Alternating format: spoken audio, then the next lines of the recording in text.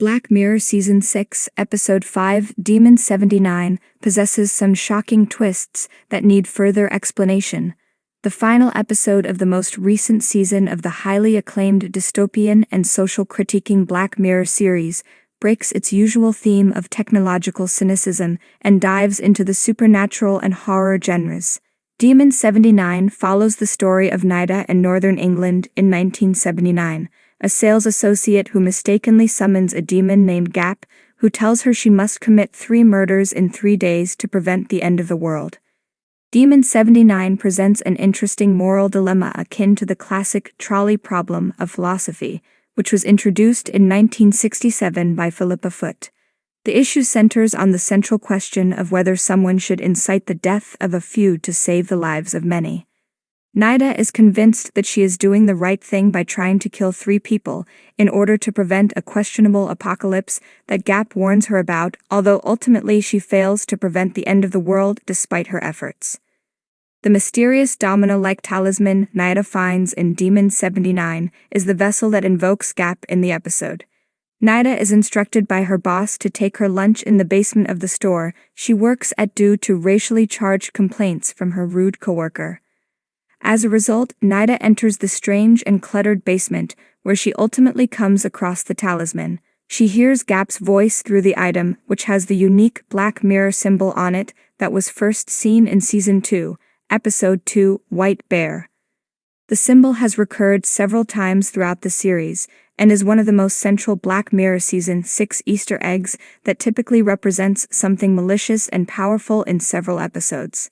After Nida accidentally summons Gap from her pricked, bleeding finger by touching the talisman made of bone, Gap appears in his true demon form before converting into a flashy television star. Gap convinces Nida that he needs her to perform 3 murders before May Day in order to prevent him from being sent to a massive lifeless void of existence. He persuades Nida into thinking that she caused the problem by summoning him and setting the narrative into motion despite truly trying to save himself from eternal hell. There is no real encompassing rhyme or reason why the talisman incites the end of the world, but these are the rules set by Gap, which is why Nida must complete the 3 human sacrifices. When Nida initially finds the talisman in the store basement, she comes across newspaper clippings that imply that the founder of the store, Jeffrey Posset, murdered 3 people, essentially saving the world from the apocalypse before a previous May Day. Not much else is known about Jeffrey's situation, other than he was the last, and likely not the first, person who used the talisman to invoke Gap, or potentially some other demon who was trying to save themselves from entering an infinite nothingness. As it turns out, Nida seems to be the first person who failed to kill enough people to save the world, showing that the popular choice of the trolley problem in the Black Mirror episode has historically been to kill few to save many. Keith's murder doesn't count as a sacrifice in Demon 79 because he himself was a murderer. After Nida kills both Keith and his brother Chris on the same night, Gabe suspects that Nida completed her mission. However, after calling a bizarre demon customer service number, Gabe realizes that Keith is ineligible to be sacrificed because he directly killed someone and is considered off-limits. Gap rationalizes the situation to Nida, saying that Keith was essentially playing for the home team of demons and is a protected interest of more powerful demons. Nida is allowed to kill good and bad people, given that Tim was a sick and twisted person, but since Tim didn't kill anyone, he was still fair play, whereas Keith was not.